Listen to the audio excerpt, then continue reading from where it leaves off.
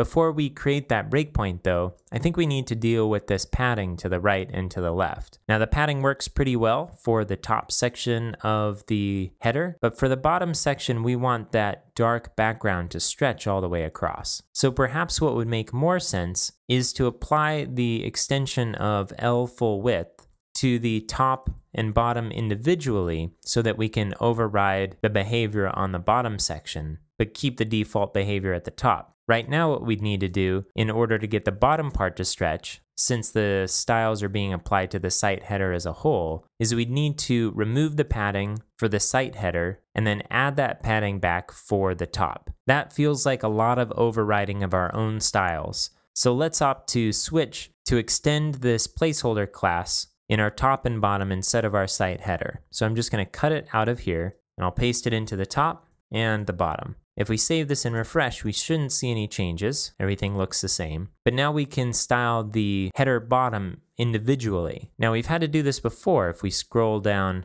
with the written by our team section. So let's look at how we did that. So what we did was we set the width to auto to have it stretch all the way across. And then we set the width on the elements within this container individually. Specifically, we added a breakpoint to the title to give it a fixed width and set the margin to the left and right of it. So we use a similar approach to our heading bottom here. So let's tackle that, and then we'll come back to the breakpoints for the top and bottom and see if we can align those a bit. So I'm going to go back to our code here and go back to the site header. And I'm actually going to start with removing this full width extension and see what happens. I'm going to refresh. Okay, so that will stretch all the way across. And now what I think we want with this bottom header is one more containing element so that we can set the width on the background color div to the entire width of the browser, and then set the width of the container that contains both the menu and the phone number to use that 960 pixel width and added padding. So I'm going to go to our index.html, and here's our heading bottom. So we can choose to either add a div around the site header bottom or a div within it.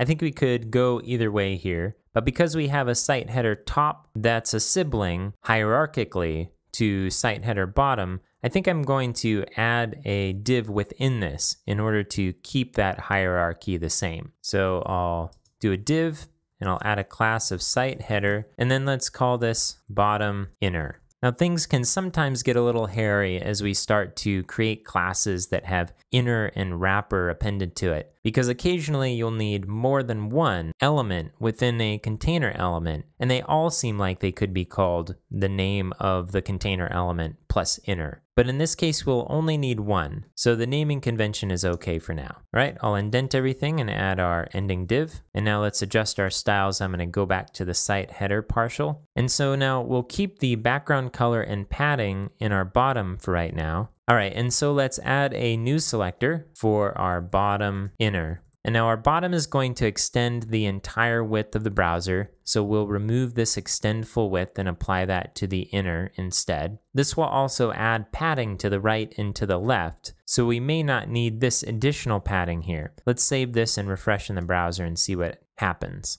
Okay, so as we extend the browser past the 960 point, we get this centered with padding being added to the left and to the right, even though it's a little hard to tell because we don't have an item over here to check that. So that looks good.